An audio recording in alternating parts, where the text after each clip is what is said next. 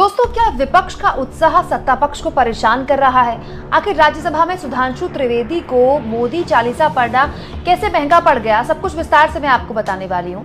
साथ में आपको ये भी बताने वाली हूँ कि राज्यसभा और लोकसभा में आज कैसे जबरदस्त हंगामा हुआ।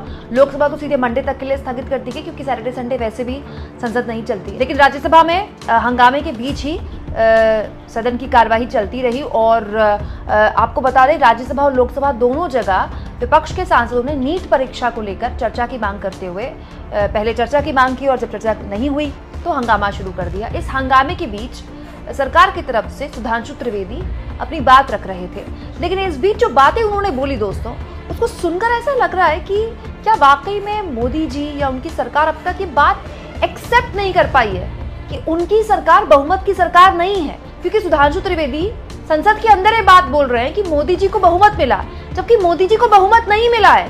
दोस्तों देखिए, सुधांशु त्रिवेदी ने एग्जैक्टली ये शब्द बोले हैं संसद में। दोनों जगह पटाखे छूट रहे थे, भाजपा कार्यालय में भी और कांग्रेस कार्यालय में भी। ऐसा क्यों हो रहा था?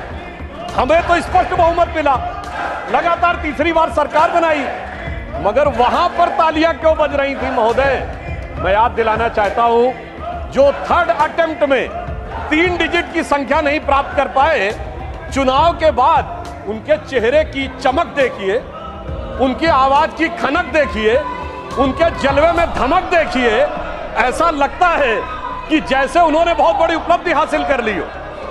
उसका कारण यह है महोदय कि एक बच्चा होता है जो टॉपर होता है, जिसे डिस्टिंक्शन मार्क्स मिलने थे, वो फर्स्ट डिवीजन मार्क्स पाए तो उसके चेहरे पे वो खुशी नहीं होती है, और धड़ाधड़ फेल होने वाला बच्चा ग्रेस मार्क्स पा के अगर थर्ड डिवीजन पास हो जाए तो उसके चेहरे पे बहुत खुशी होती है।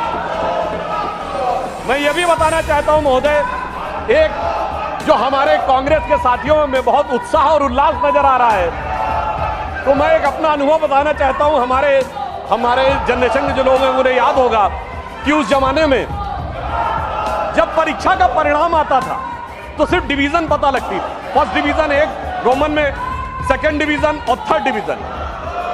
एक हम लोगों के मोहल्ले में सज्जन थे, वो थर्ड डिवीजन पास हुए, एक लड़का, और एक फर्स्ट डिवीजन पास हुआ। फर्स्ट डिवीजन वाला मेरिट एक्सपेक्ट कर रहा था, तो फर्स्ट डिवीजन वाले के यहाँ खुशी नहीं थी, तो दूसरे ने पूछा, भाई तुम थर्ड डिवीजन पास हुए हो तो तुम्हारे अंदर खुशी क्यों है, इतनी खुशी क्यों है? तो जानते थर्ड डिवीजन वाले ने क्या जवाब दिया?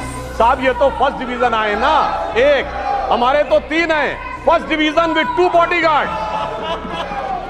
तो क्या प्रधानमंत्री मोदी, उनकी सरकार, उनकी पार्टी के लोग ये एक्सेप्ट ही नहीं कर पा रहे हैं दोस्तों कि इस देश की जनता ने उनकी पार्टी को बहुमत नहीं दिया है और वो अल्पमत में है उनकी पार्टी, इसीलिए उनको गठबंधन के सहयोगियों की जरूरत है। दोस्तों, बहुमत एनडीए को मिला है, बहुमत एनडीए को मिला है और बीजेपी को बहुमत नहीं मिला। ये बात मोदी जी भी जानते हैं, ये बात सुधांशु त्रिवेदी भी जानते हैं। तो दोस्तों, सुधांशु त्रिवेदी ये कहते हैं कि खामखा खुश हो रहा है विपक्ष, खामखा विपक्ष में इतना जोश है। हालांकि विपक्ष को लड़ने का मैंडेट जनता ने दिया है। जनता चाहती है कि इस देश में संसद के अंदर हो, संसद के बाहर हो, एक स्वस्थ बहस हो और न केवल सरकार से सवाल पूछे जाए बल्कि मजबूती से विपक्ष अपनी बात रखे। विपक्ष वही काम कर रहा है। हाँ, हंगामा हो रहा है वो गलत है, संसद की कार्रवाई हंगामे की भेंट चढ़ रही है वो गलत है, ऐसा नहीं होना चाहिए। क्योंकि जाहिर सी बात है, राष्ट्रपति के अभिभाषण पर चर्चा होनी चाहिए थी, लेकिन संसद में तो जब इससे पहले यूपीए की सरकार थी, पूरे सत्र हंगामे की भेंट चढ़ जाते थे। तब अरुण जेटली और सुषमा स्वराज ये कहते थे कि हंगामा करना भी एक तरह का विरोध है, जिसका अधिकार है विपक्ष को, और ये लोकतंत्र को मजबूत करता है। लेकिन इस बीच सुधांशु त्रिवेदी ने जो बातें बोली दोस्तों, उसको गहराई से अगर समझा जाए तो आंकड़ों के जरिए सुधांशु त्रिवेदी ये बता सकते हैं कि उनकी पार्टी ने कितना बड़ा इतिहास दर्ज किया है। लेकिन क्या उनकी पार्टी के पास अब तक जवाब है कि उत्तर प्रदेश में उनकी पार्टी का क्या हश्र हुआ है?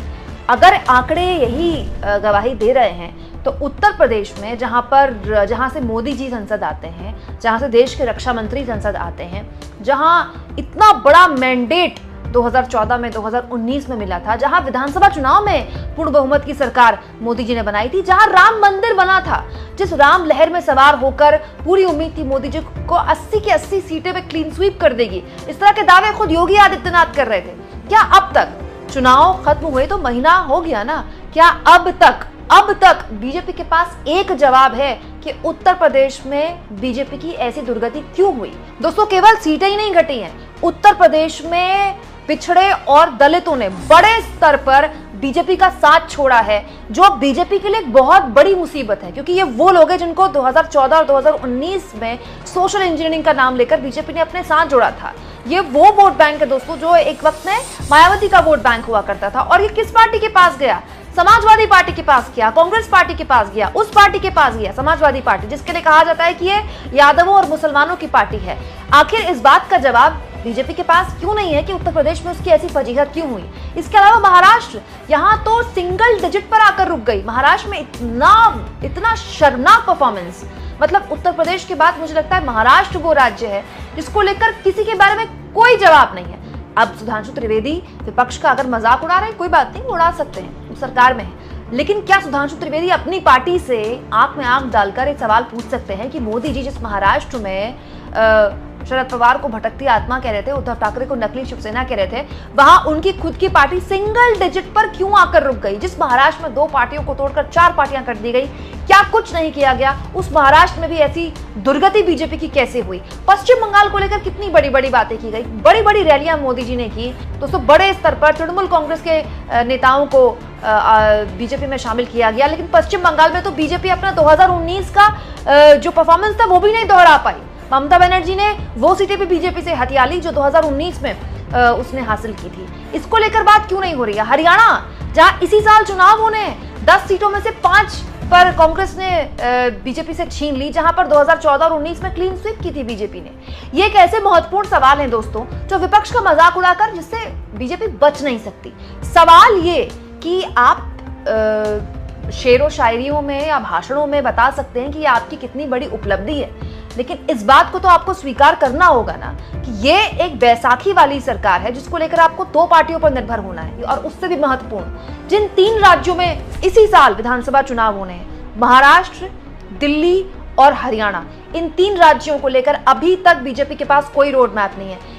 दिल्ली को अगर आप छोड़ दें तो हरियाणा और महाराष्ट्र में बीजेपी ने बहुत खराब परफॉर्म किया है। अभी तक बीजेपी जवाबदेही नहीं तय कर पाई है कि इन 2 राज्यों में, महाराष्ट्र और हरियाणा में, हार के लिए जिम्मेदार कौन था।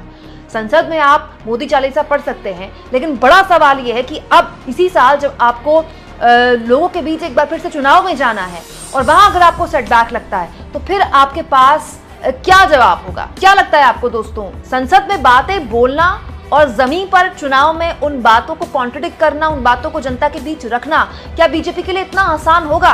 बीजेपी के पास क्या जवाब है कि इन अलग अलग राज्यों में जहां उसकी धाक हुआ करती थी, जहां डबल इंजन की बात हुआ करती थी, जहां गोदी मीडिया नारे लगाया करती थी, मोदी मोदी के, योगी योगी के, वहां बीजेपी की ऐसी दुर्गति हुई तो आखिर उसके लिए जिम्मेदार कौन है? और उस जिम्मेदार को अब तक बीजेपी पनिश क्यों नहीं कर पाई है? अब तक बीजेपी एक शख्स ऐसा क्यों नहीं ढूंढ पाई है जिसके लिए बीजेपी कह सके कि उत्तर प्रदेश में या हरियाणा में या महाराष्ट्र में हमारी हार के लिए ये जिम्मेदार है? कमेंट बॉक्स में जरूर लिखें और जितना हो सके दोस्तों चैनल को शेयर करें, सब्सक्राइब करें और थैंक्स और ज्वाइन के ऑप्शन से अगर आप चाहें तो कुछ आर्थिक मदद भी चैनल की जरूर करें।